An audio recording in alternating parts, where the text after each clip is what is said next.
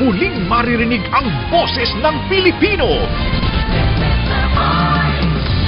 Na yung mga Pilipino talagang magagaling. And this is a reputation sa karga ng lahat ng mga singer na Filipino na pumupunta sa iba't ibang lugar para kumanta.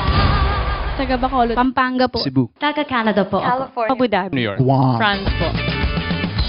Wherever you come from, man, we want to grab you, take you from wherever you are, put you on this stage.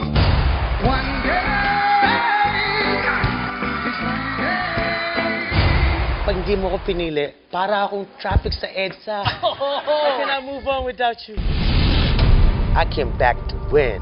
There's no other option. Huwag natin kalimutan kung sino yung nanalo sa Season 1. Season 1 was a great warm-up.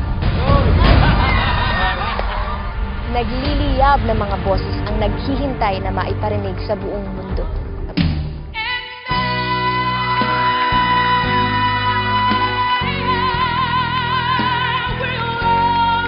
Sa show na to, yung mga totoong artist, mga totoong singer, yung mga tumutuntong dyan.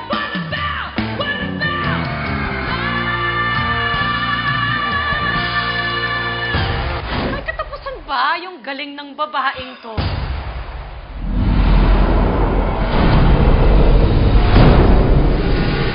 Nangingibabaw sa buong mundo. I was so excited to meet outstanding artists. Hindi lang magaling na vocalist, kundi magaling din na storyteller. We want unique, we want different.